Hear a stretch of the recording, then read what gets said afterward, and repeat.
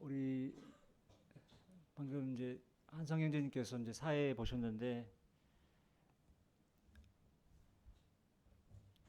중부지방에 집중호우가 이렇게 내려가지고 큰 피해가 이렇게 있었습니다. 혹시 성도님들 가운데에서도 그런 비 피해가 있으셨는지 모르겠습니다. 비가 많이 올 때 각별 이렇게 조심하시길 바랍니다. 이번에 이렇게 막 일어난 일들 뉴스를 통해서 보면서 아우 막 저도 많이 놀랬습니다. 그래서 우리 한성현님이 말씀하신 그런 부분도 좀 생각이 됐고요. 참 하나님이 이렇게 하시면 언제든지 참 저희가 이렇게 연약한 자이구나 좀 그런 생각을 좀 하게 됐습니다. 또한 많은 우리나라 국민들이 수해를 입었는데 특별히 나라를 위해서 또 수해 복구를 위해서 기도하게 됩니다. 최근에 또한 교회적으로 여름 수련회가 있었습니다. 풍성한 캠프였다고 제가 들었습니다. 저 아내는 참석하지 못했지만은 온라인을 통해서 강사 형제님의 말씀을 들었고요. 틈틈이 이렇게 수련을 위해서 기도했습니다. 아무쪼록 저희 교회가 복음 증거의 사명을 계속적으로 잘 감당하기를 기도합니다.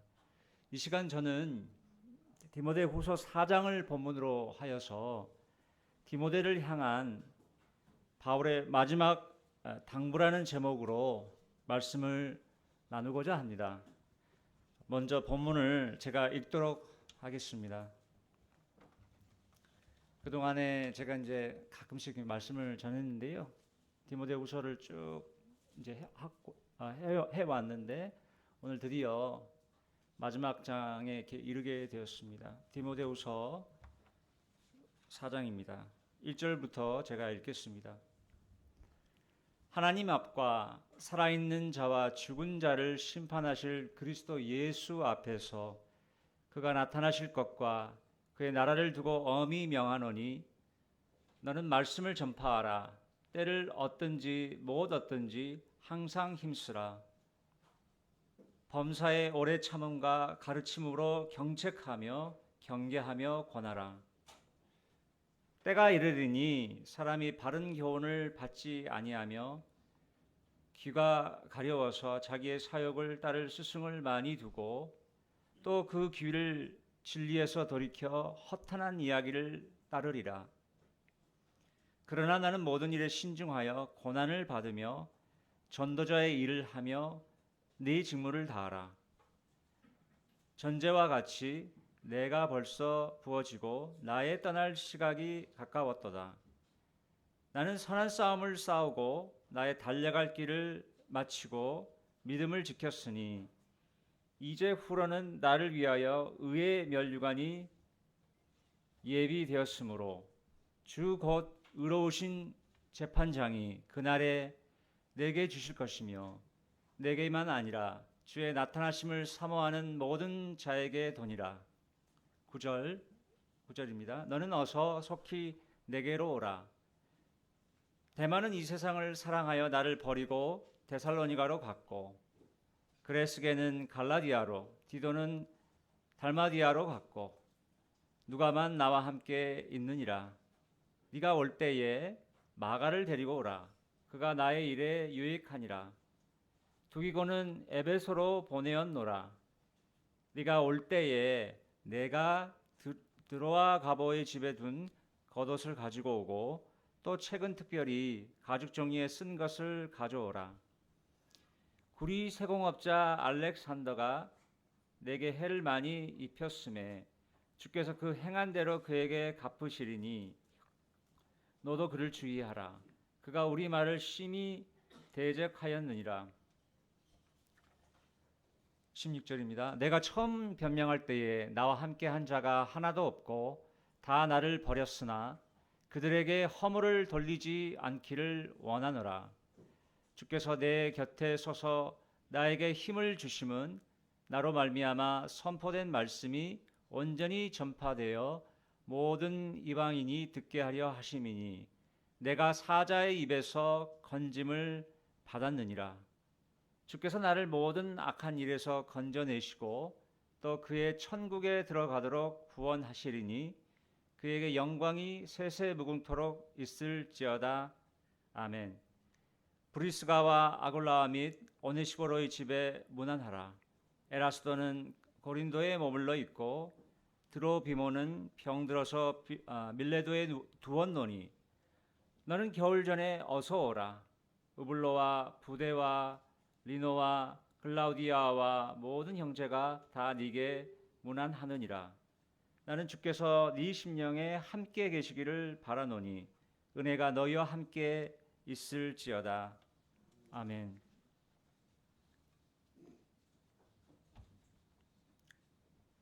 먼저 본문 말씀 이렇게 들어가기 전에요.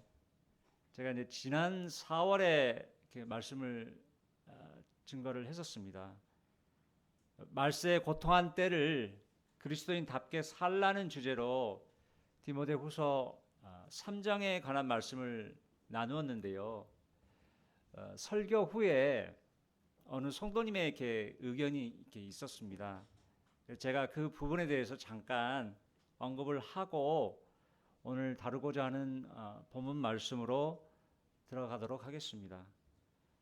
그 당시 제가 말세에 고통하는 때를 그리스도인답게 살기 위해서 어리석은 여자들을 유인하는 자들과 어리석은 여자들의 특징을 잘 알아야 합니다라고 한 부분이 이렇게 있었습니다.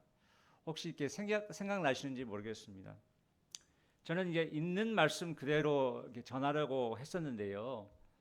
마치 저의 메시지가 그 여성분들을 비하하는 느낌으로 전달될 수도 있다는 의견이었습니다.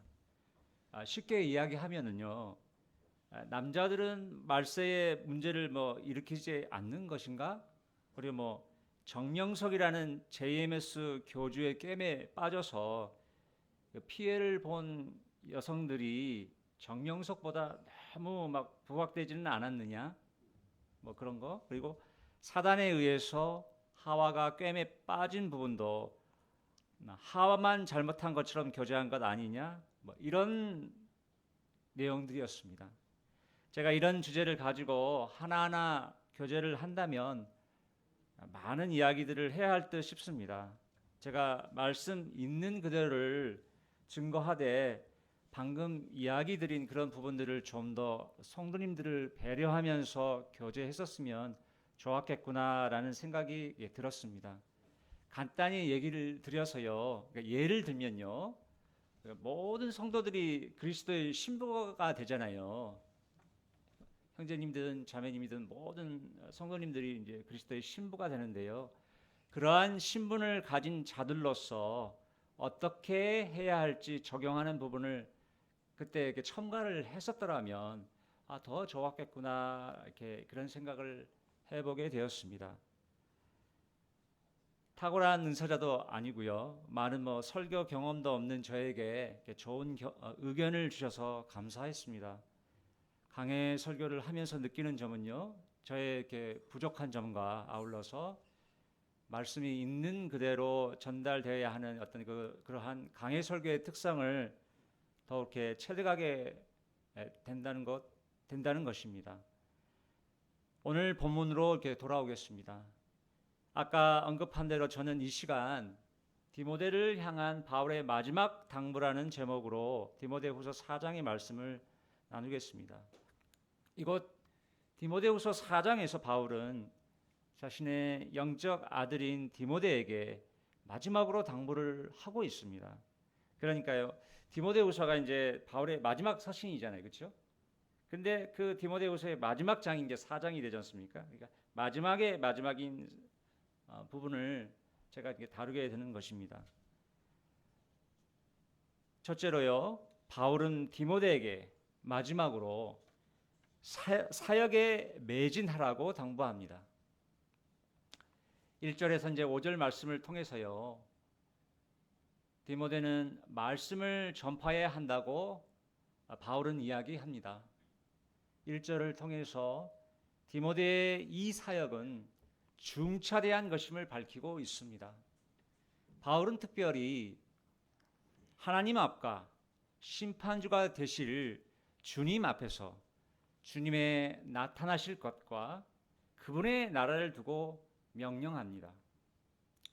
하나님께서 모든 것을 감찰하시는 눈으로 우리를 지켜보고 계시다는 것을 명심해야 하는 것입니다. 또한 바울은 심판주가 되실 그러한 주님을 의식해야 한다고 말씀합니다.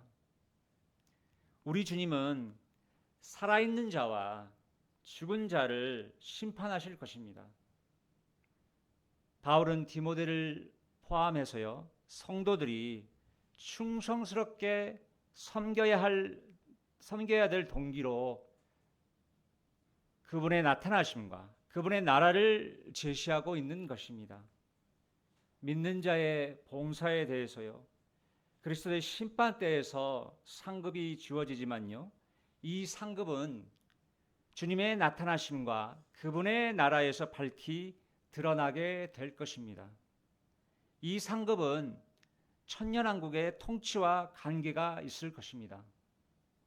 또한 천년왕국의 통치 전에 이스라엘에 대한 심판, 그리고 열방에 대한 심판, 그리고 천년왕국 통치 후에 죽은 악인들에 대한 그 심판, 저희들이 말하는 백보자 심판이라고 말하죠. 백보자 심판이 있을 것입니다. 그분의 심판은 공정하고 엄히하실 것입니다.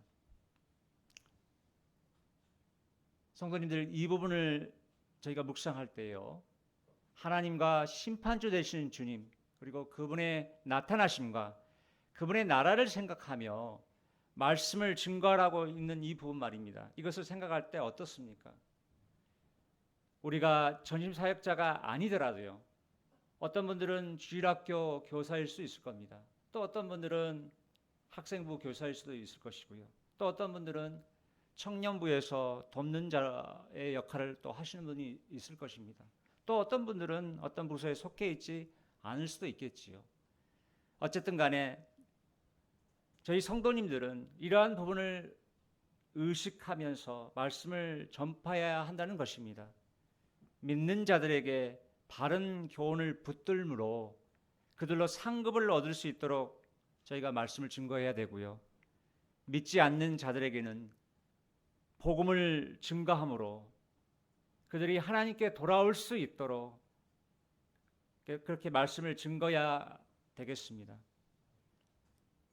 2절에서 어떻게 말씀을 전파해야 하는지 이야기하고 있습니다. 그 일은 때를 얻든지 못 얻든지 항상 힘써야 한다는 것입니다. 곧 전할 시기가 아니라고 사람들이 말할 때, 그럴 때조차도 말씀을 항상 전해야 한다는 것입니다. 그리고 말씀을 전파할 때에 범사의 오래 참음과 가르침으로 경책, 경계 및 권해야 합니다. 경책하다는 말을 영어 성경으로 보니까요, 납득시키다, 깨닫게 하다, 그런 의미더라고요. 또 경계하다는 말은 책망하다는 의미로 이렇게 번역이 되어 있는 것을 보게 되었습니다.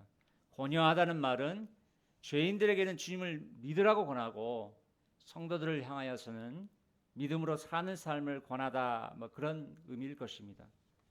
이러한 경책, 경계, 권함은 범사의 오래 참음과 가르침으로 되어져야 한다고 말씀하고 있습니다. 4장 3절과 4절에서 사람들이 건전한 교훈을 받기를 원하지 않을 때가 이를 것을 예언합니다. 지금 이런 시기가 아닌가 생각이 들어요. 주님의 오심이 이제 임박해 있잖아요. 그들은 귀가 가려워서 자기의 사욕을 따를 스승을 많이 두게 됩니다.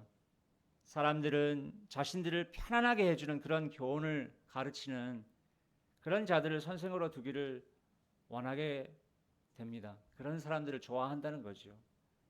죄를 지적하고요, 회개를 촉구하는 그런 말씀들을 외면할 것입니다. 그런 말씀들 싫어한다는 거죠. 오늘날 기독교계에서도 달콤한 교훈들을 선호하는 일들이 널리 퍼져가고 있음을 보게 됩니다. 그리고 사람들은 귀를 진리에서 돌이켜서 허탄한 이야기를 따르게 된다고 말씀합니다. 그들은 진리로부터 떠나 신화, 그러니까 곧 허탄한 이야기가 되겠죠. 신화의 귀를 기울이고 관심을 쏟게 된다는 것입니다. 4장 그 5절을 통해서요, 바울은 디모데에게 맡은 임무를 다해야 한다고 이야기합니다. 먼저 모든 일에 신중해야 한다는 것입니다. 이것은 범사에 깨어 있으라는 말입니다. 또한 고난을 견뎌야 합니다. 사역의 현장에서 겪게 되는 고난을 잘 감수하라고 바울은 조언하고 있습니다. 그리고 전도자의 일을 해야 합니다. 저는 이 부분을 대하면서 개인적으로 디모데가 전도의 은사가 있었다고 생각이 되어집니다. 좀 소심하고 내성적인 사람이었지만은 이런 부분들을 보면은 전도의 은사자가 아니었나, 전도의 은사가 있지 않았나 생각을 합니다. 바울은 그 전도자 일을 계속적으로 잘 하라고 충고하고 있는 것입니다. 오늘날 이 말씀을 대하는 저희도 전도의 은사가 있건 없건 간에 전도의 일을 성실히 해야 할 것입니다. 저희는 어떻게 보면 왕의 전령이라고 할 수 있을 것 같습니다. 이제 왕이 이제 곧 오시게 되는데요. 왕의 전령으로서 왕과 왕의 오심에 대해서 이제 미리 알리는 역할을 저희가 감당해야 된다고 생각이 듭니다. 그러한 메시지를 저희가 증거해야 된다고 생각을 합니다. 또한 바울은 5절에서요, 네 직무를 다 하라고 이야기합니다. 이와 관련해서 이제 저희가 함께 말씀 한번 다른 구절을 한번 보겠습니다. 골로새서 4장 17절 말씀 한번 함께 찾아보도록 하겠습니다. 골로새서 4장 17절입니다.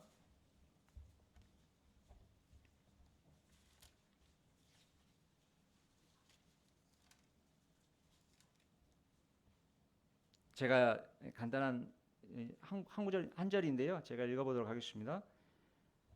아키뽀에게 이르기를 주 안에서 받은 직분을 삼가 이루라고 하라. 주님께로 받은 직무를 아마 저 아키뽀라는 이분이, 이 형제님이 좀 등한시하고 좀 게을르게 하지 않았나 생각이 되어집니다. 아키포에게 이제 충고를 하는 거지요. 주님께로 받은 직무를 청지기로서, 종으로서 저희는 충성스럽게 감당해야 하는 것입니다. 성도님들은 어떻습니까? 이 부분을 볼 때 주님께 받은 임무가 뭐라고 생각하시나요? 교회 안에서 어떤 일들을 감당하고 있다고 생각하십니까? 성도님들은 그 일들을 성실히 충성되게 감당하고 있으십니까? 본문으로 돌아와서요, 디모데후서 4장입니다.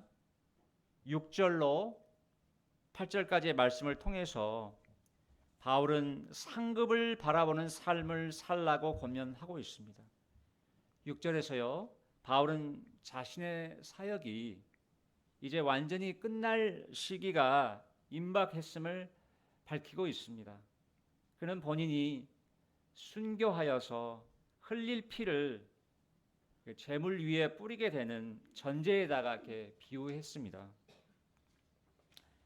전제라는 것은요, 쉽게 이야기하면 재물 위에 술을 붓는 제사를 말합니다. 바울의 순교를 전제에다 빗대어 표현한 것인데요. 이와 관련해서요, 빌립보서 2장 17절에서는요, 제가 읽어보겠습니다. 만일 너희 믿음의 재물과 섬김 위에 내가 나를 전제로 드릴지라도 나는 기뻐하고 너희 무리와 함께 기뻐하리니 라고 이렇게 말씀하고 있습니다. 바울의 전 생애가 하나님 앞에 산 제사로 드려졌고요. 이제 그 제사의 마지막 절차인 그의 죽음이 포도주를 그 재물에 붓는 것으로 비유가 되어진 것이었습니다. 본문 디모데후서 4장 6절에서요. 추가적으로 바울은 나의 떠날 시각이 가까웠도다라고 밝히고 있습니다. 성도님들 오늘 저기 함께 지금 말씀 한번 같이 찾아볼까요? 요한복음 16장입니다. 요한복음 16장 28절 함께 찾아보도록 하겠습니다.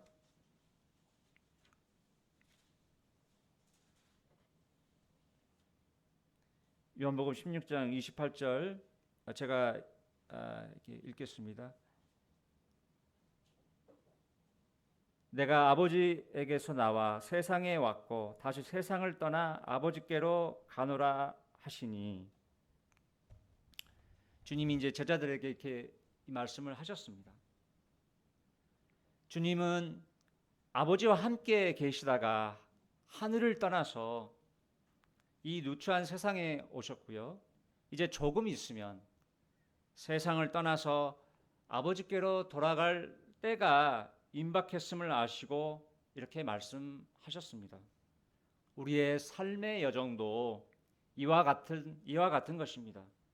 우리가 하나님을 통해서 이 땅에 태어나게 되었고요. 어느 날 하나님께 회개하고 예수 그리스도를 주와 구주로 받아들인 그런 일들이 있었습니다. 우리는 이 땅에서 이제 아버지 하나님과, 그 이후에 우리는 이 땅에서 아버지 하나님과 아들 하나님과 더불어서 교제하다가요, 우리의 시간이 되면 이곳을 떠나서 하늘 본향으로 돌아가게 되는 것입니다. 본문 디모데후서 4장 7절에서요, 바울이 주님 안에서의 삶이 어땠는지 간략히 소개하면서 디모데에게 자신의 사역을 돌아보는 삶을 살아야 함을 권면합니다. 바울은 선한 싸움을 싸워왔음을 밝히고 있습니다. 여기서 싸움을 운동 경기로 보는 것이 좋을 듯 싶습니다. 바울은 마라톤과도 같은 이 믿음의 경주가 거의 끝났다는 것을 알고 있었습니다. 이제 목표를 얼마 안 남기고 있었던 것입니다. 바울은 또한 자신이 믿음을 지켰음을 간증합니다. 놀라운 간증입니다. 그 수없는 핍박에도 아랑곳하지 않고요, 기독교 신앙의 교리를 고수했던 것입니다. 또한 다른 사람들에게 이 교리를 본래 그대로 그는 전달해 주었습니다. 본문 디모데후서 4장 8절에서요, 바울은 의의 면류관을 바라보아야 함을 이야기하고 있습니다. 성경시대 당시에는요, 경주가 이렇게 있잖아요. 경주가 끝난 다음에는요, 심판관이 앉아 있는 자리로 경주자들이 이제 가게 되었다고 합니다. 가게 되고 나면 거기서요, 심판관으로부터 상이 이렇게 심판관이 상을 수여한다는 것이었습니다. 바울은 자기가 주님을 섬기면서 나타낸 그 의에 대해서, 그리스도의 심판대에서 의로우신 주님으로부터 상을 받으리라는 확신함 가운데 있었습니다. 의의 면류관은 의롭게 주님을 섬긴 모든 믿는 자에게 주시는 화관을 뜻합니다. 이 의의 면류관은 주님의 나타나심을 사모하는 모든 자에게 주어지게 될 것입니다. 주님의 오심을 사모하고 있는 저희들에게 보상이 있기에 큰 소망이 되는 것입니다. 물론 주님 자신이 우리에게 가장 큰 소망이 되는 것은 너무나 당연한 것이죠. 여기서 한 가지 생각해 볼 부분은요, 주님의 오심을 사모하는 것이 우리의 삶을 거룩하게 하는 원동력이 된다는 그러한 사실입니다. 둘째로요, 바울이 마지막으로 디모데에게 당부한 것은요, 영적인 아버지인 바울을 기억해 달라는 것입니다. 이 부분은 디모데후서 4장 9절로부터 8절까지의 말씀이 해당되고 있습니다. 바울은 9절에서 자신을 방문해 달라고 요청합니다. 이것은 다시 한번 21절에서 반복되고 있어요. 9절에서는요, 너는 어서 속히 내게로 오라, 이렇게 언급이 되고 있습니다. 그리고 21절에서는 너는 겨울 전에 어서 오라, 이렇게 하고 있어요. 그렇게 말하고 있습니다. 바울은 자신의 순교가 임박한 상황에서 그 영적인 아들을 보기를 간절히 바라고 있었습니다.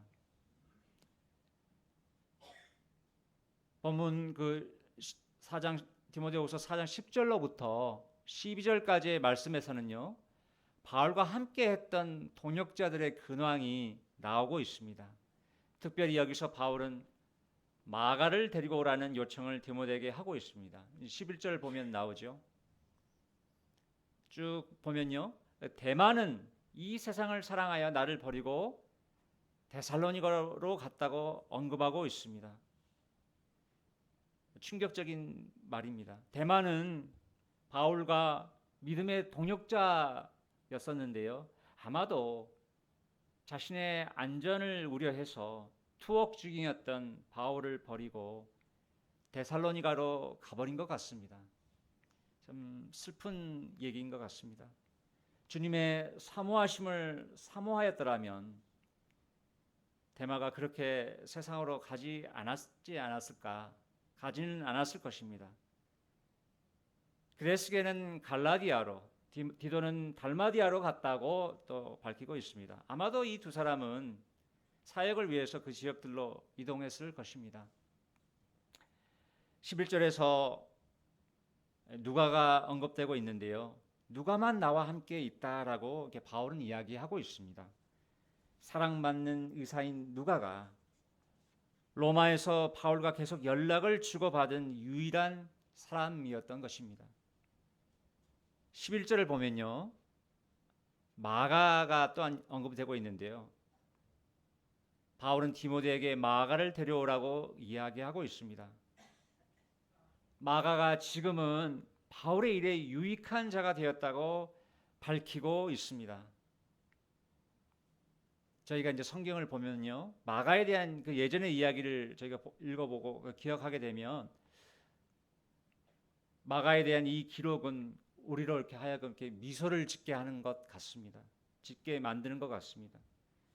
마가는요, 바울과 바나바와 함께 제1차 전도 여행을 갔었지만요, 버가에서 두 사람을 떠나 집으로 돌아갔었습니다. 바울은 제2차 전도 여행을 떠나게 되었을 때요, 전에 자기를 떠나갔던 그 마가를 데려가고 싶지 않았습니다. 바나바는 마가를 데려가야 한다고 주장했었지요. 결국 바울은 실라와 함께 수리아와 길리기아로 갔고요, 바나바는 마가를 데리고 구브로로 가게 되었습니다. 근데 나중에요, 바울과 마가는 화해했고요, 이제 바울은 마가를 바울의 일에 유익한 자가 되었다고 좋게 이야기하고 있습니다. 연약함이 있었던 마가이였지만 신실한 형제로 성장한 것은 저희들에게 위로를 가져다 줍니다. 이 부분을 보면서, 이 마가의 이 모습을 보면서 저의 모습을 이렇게 보는 것 같다는 생각도 개인적으로 했습니다. 그래서 전 소망이 되어지고 격려가 되어지고 그랬습니다. 12절에서는요, 두기고가 언급되고 있는데 바울은 그를 에베소로 보냈다고 이야기합니다. 바울은 또한 13절에서 겉옷과 책을 가져와 달라고 이야기합니다. 이 부분에서 바울의 필요들을 볼 수 있습니다. 저희들에게 이제 선교사들이 있잖아요. 저희 이 부분 길게 이야기는 않겠지만 이제 분명한 필요들이 있습니다. 우리 파송교회가 그러한 일들을 감당해야 된다라고 지금 생각이 되어집니다. 14절과 15절에서 바울의 사역에 해를 끼쳤던 이제 구리 세공업자 알렉산더가 나오는데요. 그 알렉산더에 대한 주님의 보응에 대해서 이제 언급되고 있습니다. 디모데도 이제 그를 주의해야 했습니다. 본문 이제 4장 16절로부터 18절까지의 말씀에서는요, 바울에 대한 주님으로부터의 구원을 밝히고 있습니다. 16절에서 바울은 그의 첫 번째 변명에 아무도 함께하는 자가 없었고 모두 바울을 버렸음을 이야기합니다. 아마도 바울이 최초 투옥되었을 때에 받은 재판을 의미하는 것 같습니다. 바울은 그들에게 허물을 돌리지 않기를 원했습니다. 이러한 바울의 모습 가운데서 고난 받으셨던 주님에 대해 생각해 볼 수 있는 것 같습니다. 주님은 어떠셨습니까? 그분은 그의 제자 중 한 사람이었던 가룟 유다에 의해서 배반당하시고 팔리셨습니다. 또한 다른 제자들도 그분을 외면한 가운데서 그분은 재판받으셔야 했습니다. 또한 십자가에 매달려 처형당하실 때 사람들에게서 거센 거절을 받으셨던 것입니다. 하지만 주님은 아버지 하나님께 그들에 대해 용서해 달라고 기도하셨습니다. 사람들의 그러한 거센 거절 가운데 그분은 심지어는 아버지 하나님께로부터 버림 당하셨던 것입니다. 우리 주님은 히브리서 12장 2절의 말씀에 언급된 것처럼요, 우리 히브리서 12장 2절 같이 한번 볼까요? 우리 성도님들 같이 보면 좋을 것 같습니다. 히브리서 12장 2절입니다.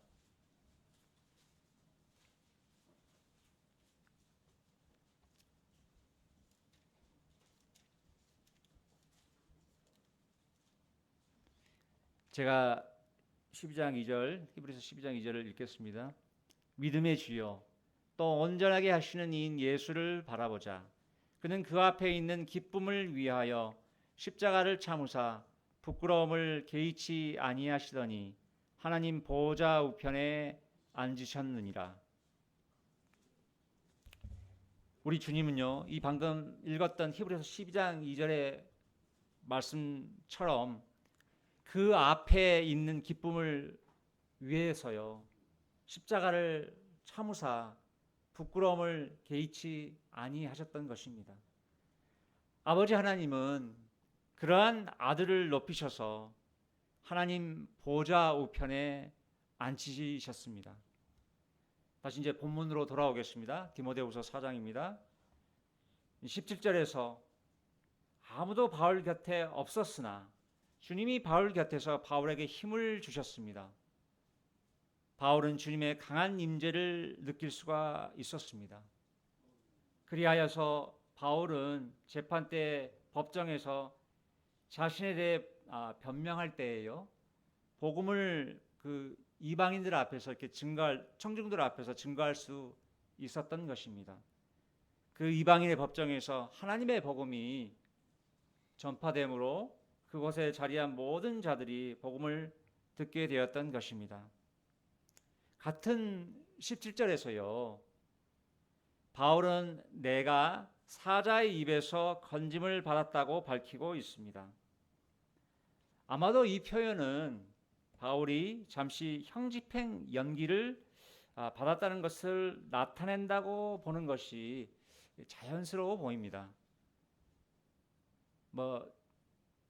여러 가지 좀 분별이 있는 것 같은데요, 이렇게 보는 것이 자연스럽지 않나 생각이 되어집니다. 그 후 재판은 계속 되었을 것입니다. 본문 18절에서요, 바울은 주님의 계속적인 구원을 언급하고 있습니다. 물론 이것은 그가 사형을 무기한 피하게 되리라는 뜻을 나타내는 것이 아닙니다. 6절에서 이미 언급되었던 대로요, 그는 자신의 죽음이 임박했음을 알고 있었습니다. 여기서 바울은 주님이 바울의 간증을 마무리 짓기까지 바울을 모든 악한 일, 예를 들면요, 주님을 부인한다든지 하는 그런 부분이 있지 않습니까? 그런 부분에서 구원하실 것을 이야기하는 것이라고 분별되어집니다. 또한 바울은 그분의 천국에 들어가시도록 구원하실 것을 확신했습니다. 여기서 이제 천국이라고 표현되는 거 있지 않습니까? 영어로 보면은 하늘 왕국이다 이렇게 돼 있는데요. 여기서 이 천국은 마태복음이나 나오는 천국과는 다른 개념이라고 분별이 되어집니다. 여기서 이 천국은 그리스도의 지상에서의 천년의 통치를 의미하는 그런 그 개념이 아니고요. 하늘, 그 heaven, 영어로는 heaven, 그 자체를 의미한다고 분별이 되어집니다. 곧 셋째 하늘을 뜻한다는 뜻이죠. 그것은 주님의 통치가 완벽하게 인정되는 곳입니다. 바울에게 주님은 신실한 구원자이셨고요. 우리의 삶의 여정에 있어서도 그분은 우리가 주님의 품으로 가기까지 우리에게 대한 신실한 구원자가 되실 것입니다. 셋째로 바울이 디모데에게 마지막으로 당부한 것은요, 바울의 영적인 친구들에게 문안 인사를 하라는 것입니다. 19절로부터 마지막 절인 22절까지의 말씀에서요 살펴볼 수 있는데요. 죽음이 확실해졌지만요, 바울은 여전히 다른 사람들에 대해서 생각했다는 것입니다. 그리스도께서 십자가에 달리셨을 때와 참으로 유사한 것 같습니다. 19절에서는요, 브리스가와 아굴라가 소개되고 있습니다. 이들에 대해서 자세한 이야기는 제가 짧게 길게 하지는 않겠습니다. 그들은 바울의 그 신실한 동역자들로서 바울의 그 목숨을 위해서 자신들의 목까지도 내놓은 자들이었습니다. 신실한 동역자들이었던 것입니다. 그리고 오네시모로가 나오죠. 여러분들 기억하실 겁니다. 오네시모로는 디모데후서 1장 16절에서 18절 사이에서 이렇게 언급이 됐었습니다. 그는 로마에 도착했을 때 바울을 자주 격려해 주었고요. 사슬에 매인 그 바울을 부끄러워하지 않았던 그러한 인물이었습니다. 에라스도는요, 여기 에라스도가 나옵니다. 고린도 성의 그 재무관, 로마서 16장 23절에 나오는데요. 고린도 성의 그 재무관을 말하는 것 같습니다. 그리고 드로비모가 나오는데요. 이분은 사도행전 20장 4절과 21장 29절에 이제 언급되는데요. 그는 에베소에서 이제 구원받아서 예루살렘까지 바울과 동행했던 인물입니다. 드로비모가 병들어서 밀레도에 두었다는 말씀을 통해서 저희들이 살펴볼 수 있는 것은요, 바울이 그 병을 치료하는 그런 능력이 하나님께로 받았잖아요. 그렇지만 늘 쓰지 않았음을 이렇게 저희들이 이렇게 이 부분을 통해서 보게 됩니다. 병 고치는 이적은 어떤 개인적인 어떤 편리 그런 거에 관한 문제로 사용된 것이 아니고요. 오히려 복음의 진리에 관해서 믿지 않는 유대인들에 대한 어떤 증거로 사용되었음을 알 수가 있습니다. 21절에서요. 바울은 겨울에 이동하는 것이 쉽지 않으므로요. 디모데에게 겨울 전에 어서 오라고 이야기합니다. 아까도 말씀드렸지만 바울은 순교 전에 영적인 아들인 디모데 보기를 고대했던 것입니다. 디모데후서 1장 3절과 4절에서요. 내가 전에 다 이렇게 함께 해서 나누었던 부분인데요. 내가 밤낮 간구하는 가운데 제가 읽겠습니다. 내가 밤낮 간구하는 가운데 쉬지 않고 너를 생각하여 청결한 양심으로 조상적부터 섬겨오는 하나님께 감사하고 네 눈물을 생각하여 너 보기를 원함은 내 기쁨이 가득하게 하려 함이니 라고 말씀합니다. 이러한 부분들을 확인하게 될 때 가슴이 뭉클해지는 것을 느끼게 됩니다. 바울이 순교하기 전에 과연 디모데는 바울을 다시 만났을까요? 여러분들, 성도님들 어떻게 생각하셔요? 우리가 지금은 이 알지 못하는, 이거 저희들 잘 모르잖아요. 이러한 비하인드 스토리를 우리가 주님 품으로 가게 되면은 다 알게 될 것입니다. 22절에서 바울은 끝으로 이제 주님의 임재와 은혜를 기원하면서 서신을 마무리 짓고 있습니다. 오늘 이 시간 저는 제가 전한 메시지를 이렇게 지금 제가 전한 메시지를 정리해 보겠습니다. 저는 이제 디모데를 향한 바울의 마지막 당부라는 제목으로 교제를 했습니다. 첫째로 바울은요, 디모데에게 마지막으로 사역에 매진하라고 당부했고요. 둘째로요, 영적인 아버지인 바울을 기억해 달라고 부탁했습니다. 셋째로 바울의 영적인 친구들에게 문안 인사를 하라고 요청합니다. 아마 그 당시에요, 디모데가 사역에 지쳐 있었던 것 같습니다. 사역 가운데 지쳐 있었던 그 디모데를 마지막으로 격려하며 그 당부함으로 분명히 그 디모데는 그 서신을 보고 나서 계속적으로 주님의 일을 감당할 수 있었을 것입니다. 디모데가 바울을 마지막으로 더 봤는지 그거는 모르지만, 그러나 더 추측이 되는 것은요, 바울이 지쳐있던 지쳐있던 디모데가 힘을 분명히 냈었던 것 같아요. 그래서 그 일을, 본인의 그 사역을 계속적으로 이렇게 이어갔을 것 같습니다. 또한 오늘 본문을 통해서 바울의 모습 속에서 주님의 모습을 발견하게 됩니다. 성도님들, 바울과 같이 각자의 위치에서 더욱 주님을 신뢰하기를 원합니다. 감사합니다. 기도하겠습니다. 아버지 하나님, 감사를 드립니다. 오늘 이렇게 본문 말씀을 통해서 바울이 이제 자신의 영적인 아들인 디모데에게 마지막으로 당부한 부분들을 살펴보게 되었습니다. 아버지 하나님, 주님께서 저희에게 분부하신 것들이 무엇입니까? 저희가 그러한 일들에 정말 충성스럽게 그러한 일들을 감당하게 하시고, 참 주님을 바라보면서 저희가 이러한 일들에 계속적으로 매진할 수 있도록 인도해 주시기 원합니다. 바울이 참 그 법정에서 홀로 있었지만 주님이 함께 하시는 그 임재를 누릴 수 있었습니다. 지금 저희가 홀로 있다고 느껴지는 그런 환경이 때로 있을 때가 있습니다. 그럴 때 주님을 계속적으로 저희가 신뢰할 수 있도록 인도해 주시기 원합니다.